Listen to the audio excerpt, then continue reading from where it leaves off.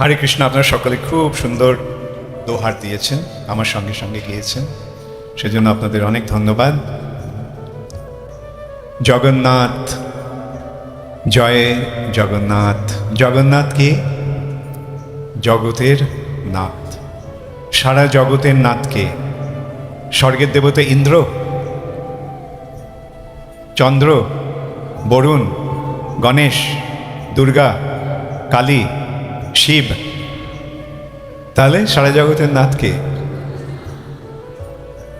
হরে কৃষ্ণ। এইটা বোঝা খুব প্রয়োজনীয়।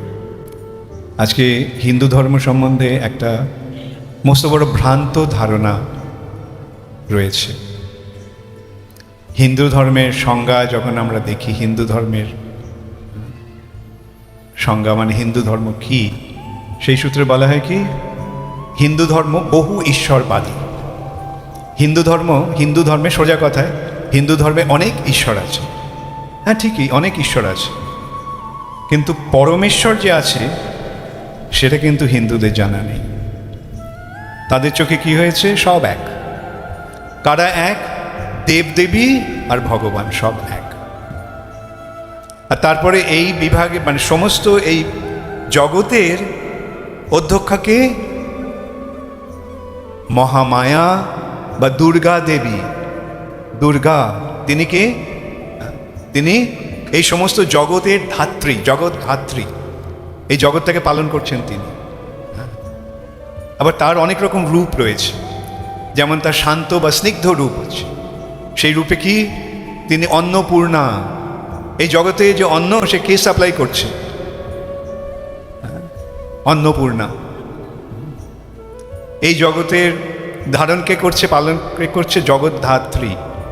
আবার এই জগতে যারা দুরাচারী, দুর্বৃত্ত, অসুর, তাদেরকে দমন করছেন কে? দুর্গা, মহিষাসুরমর্দিনী। এটা হচ্ছে তার উগ্র রূপ। অন্নপূর্ণা, জগদ্ধাত্রী, এই সমস্ত রূপগুলি স্নিগ্ধ রূপ, আর উগ্র রূপ হচ্ছে দুর্গা আদি।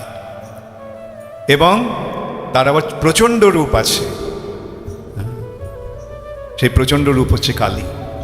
ধ্বংস করতে করতে একেবারে তার জ্ঞান লোপ পেয়ে গেছে, সবাইকে মেরে ফেলছে। তাই জন্য আপনারা দেখেন, শিব এসে পথে দাঁড়ালো, যাতে পথে শুয়ে পড়লো, যাতে কালীর চেতনা ফিরে আসে। শিবের বুকে পা দিয়ে তার চেতনা ফিরল। আরে আমি কি করলাম?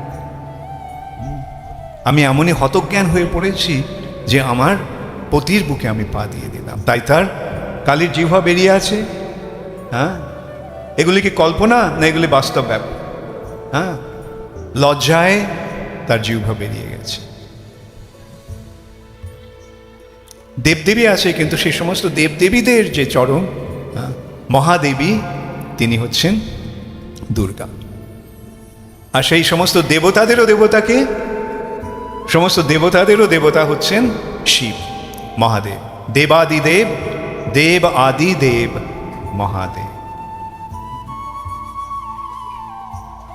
এখন প্রতিটি ব্রহ্মাণ্ডেই এরকম বিভিন্ন দেবদেবী রয়েছে।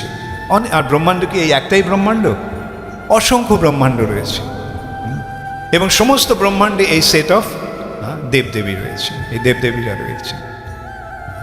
যেমন যে পশ্চিমবঙ্গ সরকারের বিভাগ রয়েছে, আবার বিহার সরকারের বিভাগ রয়েছে, হ্যাঁ, তেমন মহারাষ্ট্রের বিভাগ আছে, গুজরাটের বিভাগ আছে, প্রতিটা। তারপর আবার চরমে ভারতবর্ষের বিভাগগুলো রয়েছে, তারও আবার সেন্ট্রাল গভর্নমেন্টের মন্ত্রী রয়েছে। এইভাবে আমরা দেখতে পাই যে অনেক ব্রহ্মাণ্ড রয়েছে, এবং সেই সমস্ত ব্রহ্মাণ্ডে বিভিন্ন দেবদেবী রয়েছে। কিন্তু এই যে এতগুলি ব্রহ্মাণ্ড, এগুলো কে সৃষ্টি করেছে? দেবদেবীরা সৃষ্টি করেছে? না। যিনি সৃষ্টি করেছেন তিনি হচ্ছেন জগন্নাথ, তিনি হচ্ছেন পরমেশ্বর ভগবান।